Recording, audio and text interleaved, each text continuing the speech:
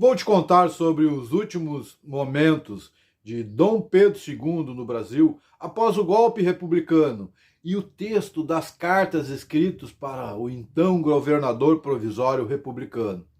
Você também sabia que Dom Pedro II era um grande escritor de poemas? Roda a vinheta!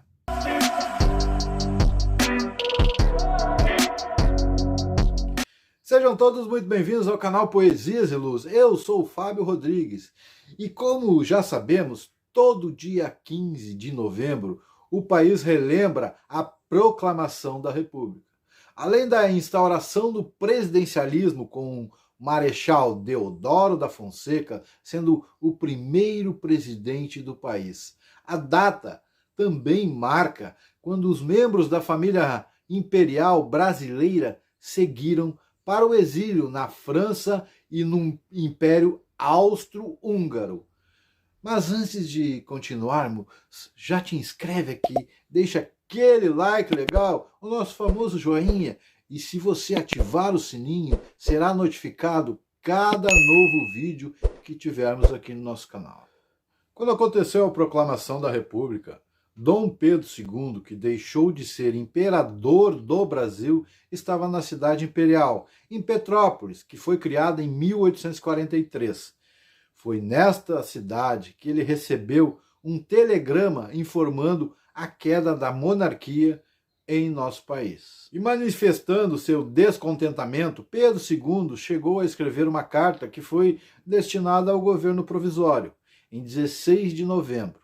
No documento, ele também deseja prosperidade ao Brasil. Esta carta continha o seguinte texto: abre aspas, à vista da representação que me foi entregue hoje às 3 horas da tarde, resolvo, cedendo ao império das circunstâncias, partir com a minha família para a Europa, amanhã, deixando assim a pátria de nós estremecida, a qual me esforcei por dar constante testemunhos de estranho amor e dedicação durante meio século que desempenhei o cargo de chefe do Estado.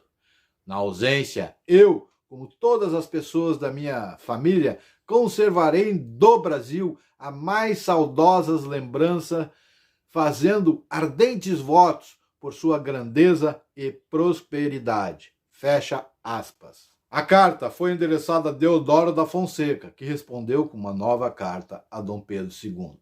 Abre aspas. O governo provisório espera do vosso patriotismo o sacrifício de deixardes o território brasileiro, com a vossa família, no mais breve termo possível. Para este fim, se vos estabelece o prazo máximo de 24 horas, que contamos não tentareis exceder. Fecha aspas.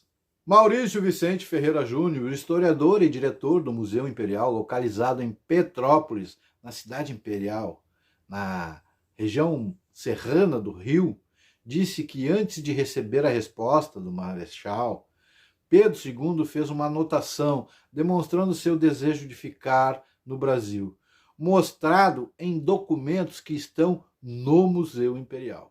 Em outro documento, ele diz, abre aspas, até hoje de manhã esperava poder me conservar em paz no país que tanto amo. Infelizmente, desde poucas horas acho-me sob o peso da profunda mágoa de ver-me privado da liberdade que nunca neguei a nenhum brasileiro. Fecha aspas. Dom Pedro também escreveu alguns poemas, como este que irei recitar para vocês. Terra do Brasil, espavorida, agita-se a criança, de noturnos fantasma com receio, mas se abrigo-lhe dá materno seio, fecha os doridos olhos e descansa. Perdida é para mim toda a esperança de volver ao Brasil. De lá me veio um púgilo de terra, e neste creio, brando será meu sono e sem tardança. Qual o infante a dormir em peito amigo, tristes sombras varrendo da memória, ó doce pátria, sonhei contigo. E entre visões de paz, de luz, de glória, sereno aguardarei no meu jazido a justiça de Deus na voz da história. Dom Pedro II. Mas antes de continuarmos, eu quero te convidar a conhecer nossos links de compras com os nossos grandes parceiros. Deixarei os links na descrição. Entre e confira nossos preços bem baixinhos para você. Apesar dos seus desejos, Dom Pedro II, sua esposa Teresa Cristina, junto de Isabel, seu esposo Dom Gastão e os filhos Dom Pedro de Alcântara, Dom Luís e Dom Antônio Gastão, além de Pedro Augusto, filho mais velho da falecida Leopoldina, partiram até o cruzador Parnaíba e de lá foram até a enseada de Abrão, na região de Angra dos Reis, quando se dirigiram até o vapor Alagoas, que os levariam para a Europa. O trajeto de volta até o velho continente durou 20 longos dias. No primeiro deles, Maria Amanda, chamada de Amandinha no círculo imperial, esposa de Franklin Américo de Menezes Dória, barão de Loreto, que acompanharam por vontade própria o imperador durante o exílio, relatou em seu diário como foi o percurso. O mar estava um pouco agitado e, temendo o enjoo que me é inevitável, fui entrincheirar-me no beliche, onde me deitei com vivas saudades e lembranças de origem diversas. Pelos escritos da baronesa, é possível notar o sentimento de conformidade entre a família real. Quando discutiam política na embarcação, por exemplo, a palavra mais dita entre eles era saudade. Para tentar esquecer o que passou, Pedro II criou o hábito de rodas noturnas de leitura. No novo momento, era possível notar a família imperial com traços de simplicidade, sem desfrutar de banquetes ou festas. Um dos únicos momentos requintados ocorreu em 2 de dezembro, aniversário de Pedro II.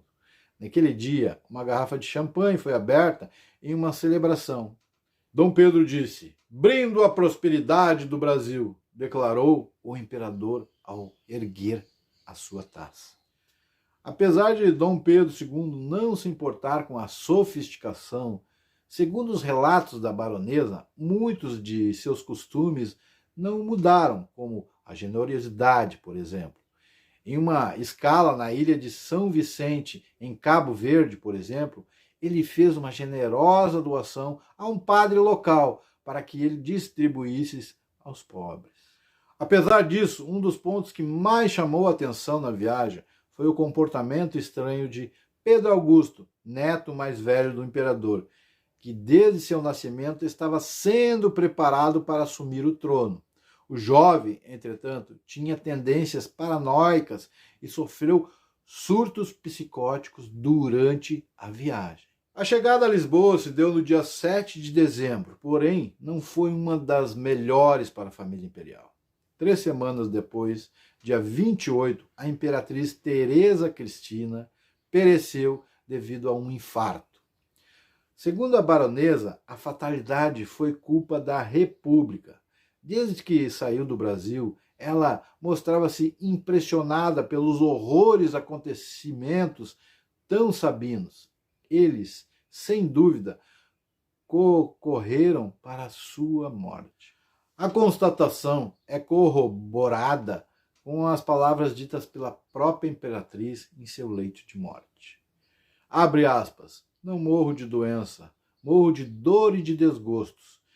Sinto a ausência das minhas filhas e meus netos. Não posso abençoar pela última vez o Brasil, terra linda. Não posso lá voltar." Fecha aspas. A despedida de Teresa Cristina foi o momento mais marcante descrito pela baronesa. Pedro II tinha uma intensa relação com a imperatriz. A sua morte lhe causou profunda tristeza. Relato da baronesa. Abre aspas. Antes de soltar-se a urna, o imperador quis despedir-se da imperatriz e mandou chamar a todos nós para fazermos também as nossas despedidas. Escreveu Amandinha.